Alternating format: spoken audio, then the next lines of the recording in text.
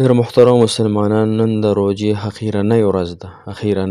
نن د جمعې ورځ هم ده او د روژې د رمضان اخیری ورځ ده. بیا به دا انشاءالله العزیز دا روژه یو کال وروستو بیا زموږ زندګو کې راځي. الله تعالی دې بار بار د روژه مبارکه زموږ په زندګو کې راوستلی کړي. او د چا چې اختر دی، الله تعالی دې هغوی ته د اختر ډېر مبارکي ورکړي. الله تعالی ډېر مبارک وي ورته د اختر. الله تعالی ورته ډېر د برکتونو والی کړي، ډېر د خوشحالو. محترمو، نن بهترینه وظیفه د لا اله الا انت سبحانک انی کنت من الظالمین. دا ډېره بهترینه وظیفه ده او دې ته یو بهترینه یو داسې طریقه ښیم محترمو چې تاسو به چېرته په دې طریقه باندې انشاءالله دا وظیفه نه وي کړې، او که چا کړې وي نو بیا به په دې الفاظو باندې نه وي کړي، یعنی په صحیح الفاظو سره به دا وظیفه نه وي کړي. محترمو، نن هغه وظیفه لا اله الا انت سبحانک انی کنت من الظالمین دا انشاءالله 314 کرته وکړه او ورسره د وړوکي شان عمل بل وکړه. انشاءالله چې الله تعالی دې په دې نن ورځ کې حاجت پوره کړي. په دې نن ورځ کې ځکه دې ورځ ته او دې شپې ته محترمو دغه یوم لیلة الجایزه هم ویلی کېږي، یعنی د بدلې شپه. د بدلې شپه ده. نو محترمو دې بدلې په دې شپه باندې تاسو دا بهترینه وظیفه انشاءالله وکړئ، د خپلو حاجاتو، خپلو مشکلاتو، خپلو غمونو، تکلیفونو، بیمارو دپاره انشاءالله چې الله جل شانه په دې یو ورځ کې الله تعالی ستاسو حامی او ناصر او مددګار شي. او انشاءالله ماته بیا ډېرې دعاګانې کوئ چې واقعي دې وظیفه کې الله تعالی ډېر برکت کلی دی. السلام علیکم ورحمة الله وبرکاته. ډېرو معزز محترم او قابل قدر مسلمانانو، رونو خویندو، هغه مسافر کم چې بهر وطنونو کې دي، الله تعالی د ټولو مسافرو حامی او ناصر مددګار شي.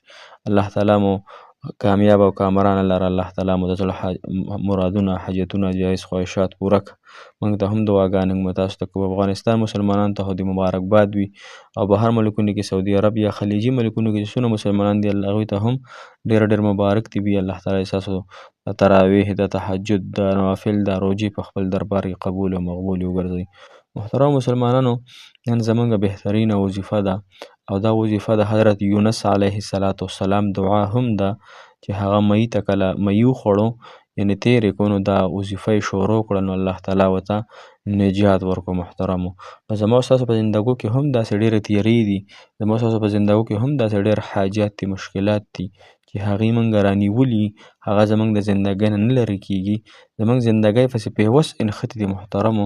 نو د دې وظیفې د برکته به انشاءالله العزیز د الله جل شانه په لوی حکم او ارادې سره، د الله تعالی په لوی فضل او احسان سره انشاءالله ستاسو دغه حاجت په دې یو ورځ کې الله جل شانه پوره کوي. طریقه کار دا د محترمو مسلمانانو، هر یو څیز خپل طریقه کار وي که نه. نو زموږ ډېر غټو علما کرامو په دې باندې یعنی زبردست کتابونه هم لیکلي او زبردست بیانات پې هم شته دی.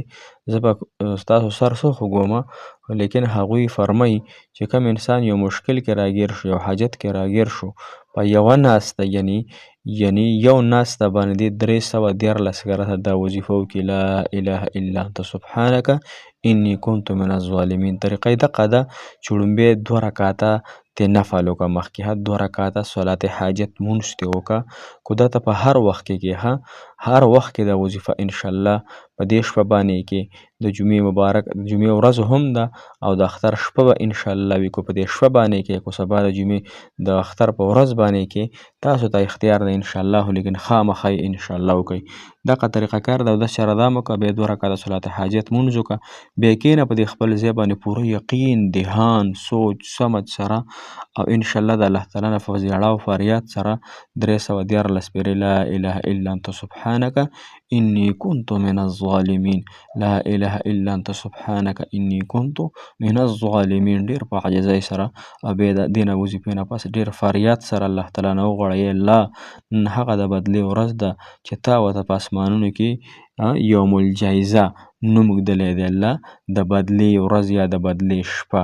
الله نو زما ډېر حاجتونه زما ډېر دي، الله تعالی ته راته ډېرې بدلې هم راکړي. والله دا یو حاجت مې پکې دی چې دې زه پریشانه کړی یم، کو د نکاح دی، کو د محبت دی، کو هره معامله ده انشاءالله. محترم الله تعالی ته په عاجزۍ سره سوال وکړئ، په فریاد سره الله تعالی به انشاءالله ستاسو دا حاجت انشاءالله چې په دې یوه شپه کې پوره کړي. د الله تعالی در لوی دی، الله تعالی ته څه ګرانه نشته دی محترمو. انشاءالله چې په دې یوه شپه کې الله تعالی پوره کړي. الله تعالی مو خوشحاله لره، آباد لره. الله تعالی مو د زړه مرادونه، جایز خواهشات، ارمانونه پوره کړه. او ډېر ډېر الله تعالی د اختر دا مبارکۍ په تاسو باندې بار بار په مو تاسو راوستلی کي. مونږ ته هم ډېرې دعاګانې کوي، مونږ تاسو ته ډېرې دعاګانې کوو. جزاک الله خیر، احسن الجزاء فی الدنیا والآخرة. السلام علیکم ورحمة الله وبرکاته. فی امان الله. د لوی الله جل شانه په نوم باندې